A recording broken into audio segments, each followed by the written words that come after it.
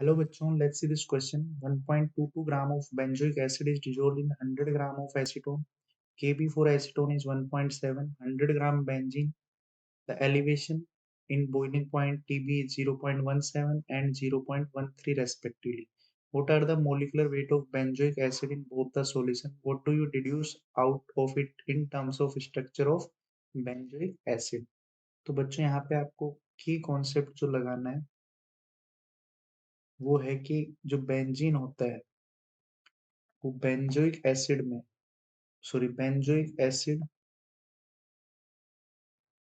को जब बेंजीन में डाला जाता है तो वो डाइमराइज होता है। क्या होता है? डाइमराइज होता है।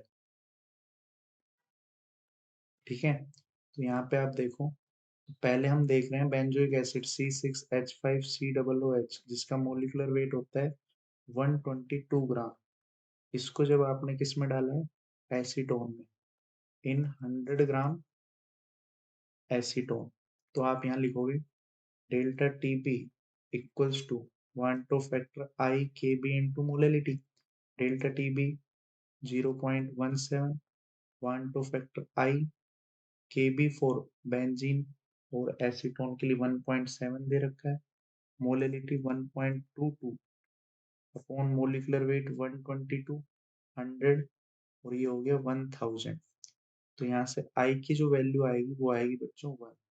इसका मतलब यहाँ पे I जो है वो है नॉर्मल मोलर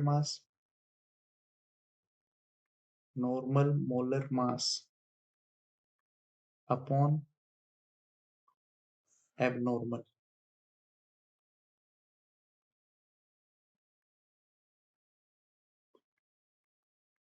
तो ये वाली वैल्यू दोनों बराबर हो गई। सो abnormal molar mass will be equal to normal molar mass which is C6H5COOH। ये आ जाएगा 122 ग्राम। लेकिन जब इसी चीज को डिजोल्व किया जाता है, C6H5COOH को डिजोल्व किया जाता है किसमें? 100 ग्राम बेंजीन में।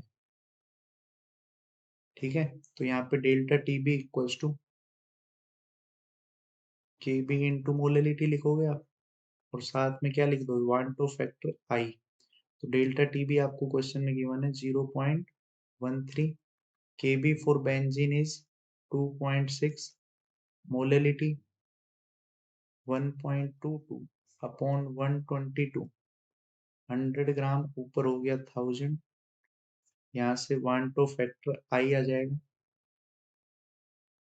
I की वैल्यू जब आप यहाँ पे सोल्व करोगे तो ये कैंसिल होके 1/2 आ जाएगी। अब ये 1/2 इक्वल्स टू क्या हो गया? Normal molar mass upon abnormal abnormal molar mass. तो यहाँ से एबनॉर्मल मोलर मास आपके पास आ जाएगा 2 इंटू 122 यानी 244 ग्राम। तो ए पार्ट का तो आंसर आ गया है। पहले वाले में इसका मास है 122, दूसरे वाले में 244। अब हम कह रहे हैं what do you deduce out of it in terms of structure of benzoic acid. तो बच्चों बेंजोइक एसिड जो है वो अगर एसीटोन में डालोगे तो बेंजोइक एसिड C6H5COOH की फॉर्म में रहेगा। लेकिन जब आप इसको बेंजीन में डिजोल्व करोगे तो ये बन जाएगा, डाइमराइज हो जाएगा C6H5COOH whole twice. So I hope you understand it very well. Thank you. All the best.